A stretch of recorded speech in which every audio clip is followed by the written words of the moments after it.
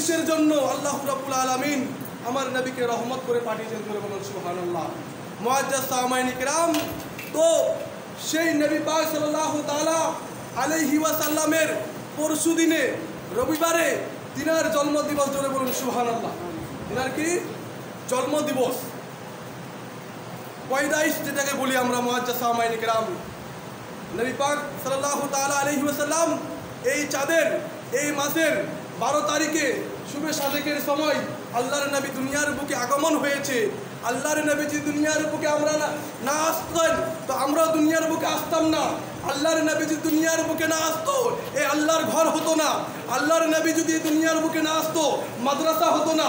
আল্লাহর নবী যদি দুনিয়ার বুকে না আসতো, এক কথায় এই দুনিয়ার বুকে যা কিছু 18,000 মাখলুকাত রয়েছে, আল্লাহ রাব্বুল আলামিন আপনি নিজের হাবিবকে যদি, নিজের মেহবুবকে যদি দুনিয়ার বুকে না পাঠাতেন তো আল্লাহ রাব্বুল আলামিন কিছুই সৃষ্টি করতেন না। জোরে বলুন সুবহানাল্লাহ।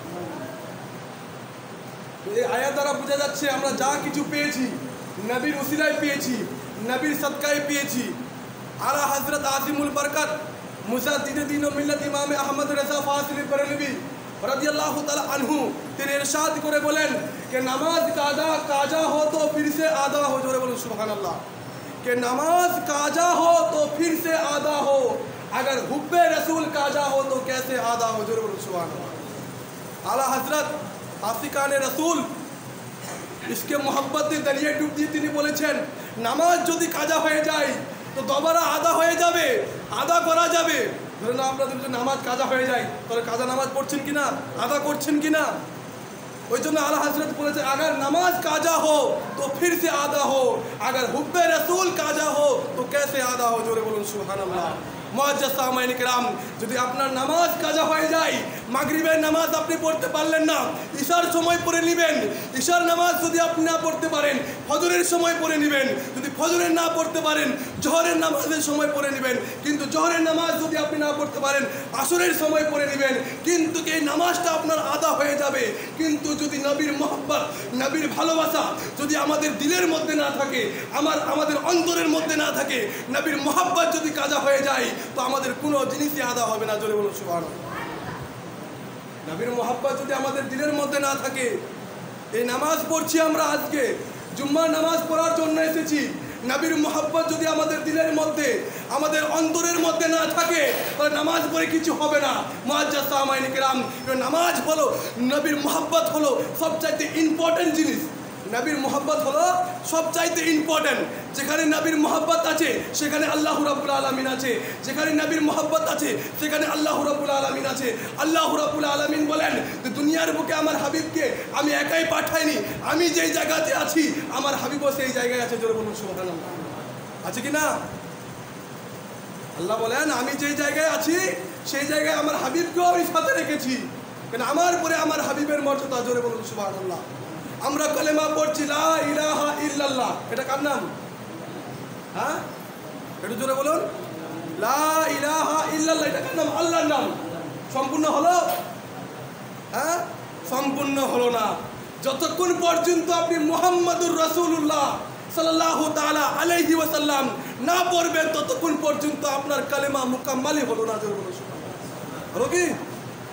আল্লাহর সাথে নবী আছে, নবীকে যদি আমরা জড়িত না করি আর নবীকে বাদ দিয়ে যদি লা ইলাহা ইল্লাল্লাহ, লা ইলাহা ইল্লাল্লাহ যদি একবার নয় যদি 1000 বার পড়ি তবু আমরা ইমানদার হতে পারবো না, পরিপূর্ণ মুমিন মুসলমান হতে পারবো না যতক্ষণ পর্যন্ত নবী মুহাম্মদুর রাসূলুল্লাহ না বলবো।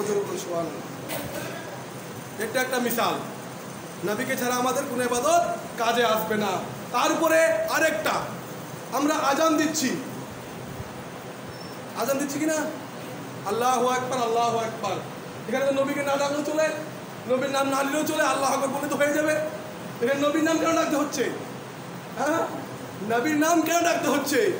আল্লাহ বলেন আমি যেখানে আমার হাবিবও সেখানে। জোরে বলুন সুবহানাল্লাহ। আমার হাবিবকে ছেড়ে আমি কোনো কাজ করি না।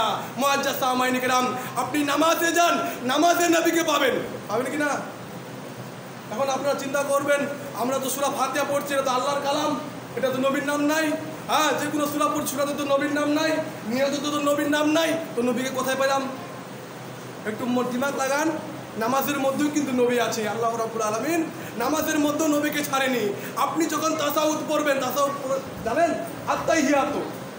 আত্তাহিয়াতু লিল্লাহি ওয়া সালাওয়াতু ওয়া তাইয়্যিবাতু আসসালামু আলাইকা ইয়া আইয়ুহান নবী, জোরে বলুন সুবহানাল্লাহ। আছে কি না? ইয়া আইয়ুহান নবী ওয়া রাহমাতুল্লাহি ওয়া বারাকাতুহু।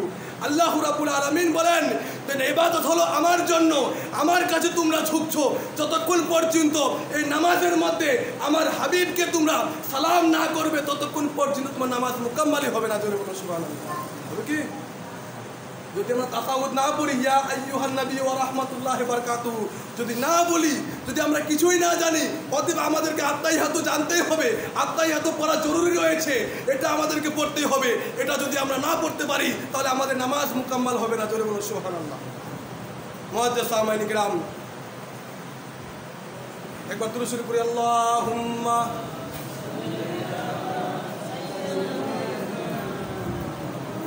মাওলানা মুহাম্মদ ওয়া আলা আলি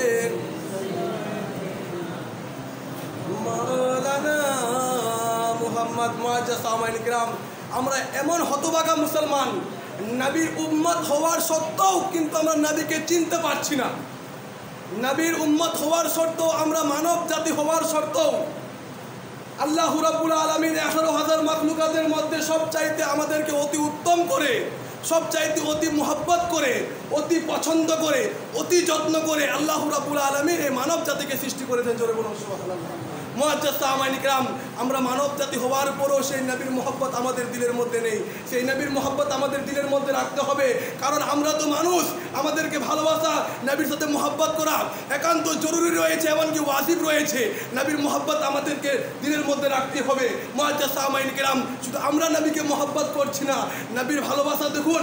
নবীকে গাছপালা, নদী নালা যা কিছু আছে, ইট পাথর কাঙ্কর সব কিছুই নবীকে মোহাব্বত করতো। জোরে বলুন সুবহানাল্লাহ। একটা হাদিসে পাক বলি, মুআজ্জাজ সামাইন কিরাম, আজকে আমি যেভাবে এই জুম্মার দিনে বক্তব্য দিচ্ছি, 1450 বছর আগে আমার নবী, আপনার নবী, সারা বিশ্বের নবী মসজিদের নববীর মধ্যে এইভাবে মেম্বারের মধ্যে দাঁড়িয়ে খুতবা দিচ্ছেন, বক্তব্য দিচ্ছেন। আমার নবী সাল্লাল্লাহু তাআলা আলাইহি ওয়াসাল্লাম মেম্বারের মধ্যে দাঁড়িয়ে যখন খুতবা দিচ্ছেন, ইতিমধ্যে আমার নবী শুনতে পাচ্ছেন বাইরে থেকে একটা মানুষের কান্নার আওয়াজ। জোরে বলুন সুবহানাল্লাহ। শুনতে পাচ্ছে বাইরে একটা মানুষ কান্না করতেছে। নবী পাক সাল্লাল্লাহু তাআলা আলাইহি ওয়াসাল্লাম বলেন, ও আমার সাহাবীরা, বাইরে গিয়ে দেখো কে যেন কান্না করতেছে। নবী পাক সাল্লাল্লাহু তাআলা আলাইহি ওয়াসাল্লামের সাহাবায়ে কেরামরা বাইরে গেলেন। বাইরে এদিকে দেখলেন, ওদিকে দেখলেন, ডানে দেখলেন, বামে দেখলেন, কোনো মানুষকে দেখা যায় না, কোনো মানুষকে দেখা যায় না। নবী পাক সাল্লাল্লাহু তাআলা আলাইহি ওয়াসাল্লাম চতুর্দিকে সাহাবায়ে কেরামরা দেখতে লাগলেন, কোনো মানুষকে দেখা যায় না। ইতিমধ্যে দেখা যাচ্ছে একটা শুকনো খেজুরের গাছ কান্না করছে। জোরে বলুন সুবহানাল্লাহ। দেখতে পাচ্ছে একটা শুকনো খেজুরের গাছ কান্না করতেছে, মানুষের মতো কান্না করতেছে, ডুকরে ডুকরে কান্না করতেছে। আমার নবী সাল্লাল্লাহু তাআলা আলাইহি ওয়াসাল্লাম মসজিদ থেকে বাইরে গেলেন। বাইরে যাওয়ার পরে সেই গাছের উপরে হাত দিলেন। হাত দেওয়ার সাথে সাথে সেই খেজুরের গাছের কান্না বন্ধ হয়ে গেল। জোরে বলুন সুবহানাল্লাহ। নবী যখন সেই শুকনো খেজুরের গাছের উপরে হাত রাখলেন, হাত রাখার সাথে সাথে সেই খেজুরের গাছের কান্না বন্ধ হয়ে গেল। আমার নবী জিজ্ঞাসা করতে লাগলেন, ও খেজুরের গাছ, তুমি কি কারণে কান্না করতেছো, বলো বলো। সেই খেজুরের গাছ বলতেছে, ইয়া রাসূলুল্লাহ, ইয়া হাবিবাল্লাহ, নবী গো, আমি আপনার বিরহে কান্না করতেছি। জোরে বলুন সুবহানাল্লাহ। আমি আপনার বিরহে কান্না করতেছি। আপনি আমাকে দূর করে দিয়েছেন, আপনার থেকে আমাকে আলাদা করে দিয়েছেন, সেই আলাদা হওয়ার বিরহে আমি কান্না করতেছি। জোরে বলুন সুবহানাল্লাহ। মুআজ্জাজ সামাইন কিরাম, সেই খেজুরের গাছ বলতেছে, ইয়া রাসূলুল্লাহ, ইয়া হাবিবাল্লাহ, নবী গো, আপনি আমাকে দূর করে দিয়েছেন, তার জন্য আমি কান্না করতেছি।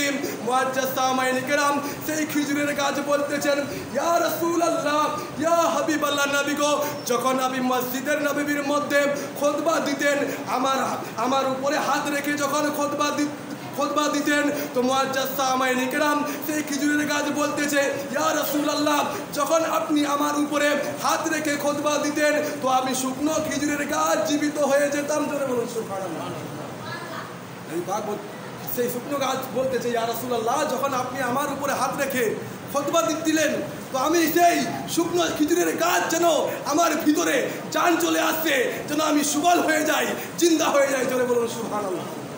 মুআজ্জাজ সামাইন ইকরাম, একটা শুকনো খিচুড়ির গাছ যদি নবীর সাথে মহব্বত করতে পারে, নবীর বিরহে যদি কান্না করতে পারে, আমরা তিনার উম্মত সেই নবীকে ভালোবাসবো, সেই নবীর মহব্বতে জশ্নে জুলুস করব, ঈদে মিলাদুন নবী করব, সেই নবীর মহব্বতে দশদাম ফাতিয়া করব। মুআজ্জাজ সামাইন ইকরাম, আল্লাহর নবী সাল্লাল্লাহু তাআলা আলাইহি ওয়াসাল্লাম বলেন যে নবীর মহব্বত যার ভিতরে থাকবে, কাল কিয়ামতের দিনে আল্লাহর নবী সেই ব্যক্তিকে জান্নাতি করবেন। জোরে বলুন সুবহানাল্লাহ।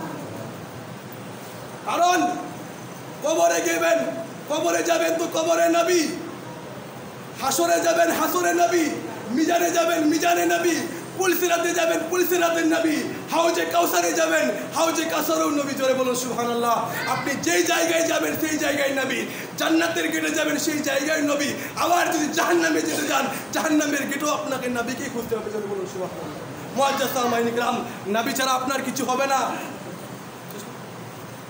নবী ছাড়া কিছু হবে না। তো অতএব আপনারা রবিবার সকলে আপনারা জুলুসে শরীক হবেন। মুআজ্জাজ সামাইন ইকরাম, যদি এই জুলুসে মুহাম্মদীতে যদি আপনার নাম লেখা হয়ে যায়, আল্লাহ রাব্বুল আলামিন নবীর মহব্বতে যদি আপনাকে কবুল করে নেয়, তো এই জগতও আপনার বেড়া পার হয়ে যাবে, পরজগতও বেড়া পার হয়ে যাবে। জোরে বলুন আমিন। মুআজ্জাজ সামাইন ইকরাম, একান্ত জরুরি রয়েছে সেই জুলুসে আমাদেরকে যাওয়া, কারণ আমরা সেই নবীর আশিক। মুআজ্জাজ সামাইন ইকরাম, অবশ্যই আপনারা সকলেই সেই নবীর মহব্বতে জশ্নে জুলুসে শরীক দান করবেন। জোরে বলুন সুবহানাল্লাহ। বাড়িতে আপনাদের যাদের গাড়ি আছে, যাদের টোটো আছে, এটা ভাববেন না যে আমি গেলাম, দিনে আমার 500 টাকা কামাই ছিল, এই জুলুসে যাওয়ার পরে আমার 500 টাকা লস হয়ে গেল। এটা কোনো লস নেই মুআজ্জাজ সামাইন ইকরাম।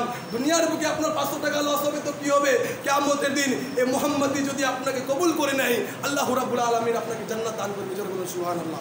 মুআজ্জাজ সামাইন ইকরাম, যার যে গাড়ি টোটো গাড়ি আছে সকলে নিয়ে আপনারা সে জুলুসে শরীক দান করবে। জোরে বলুন আমিন।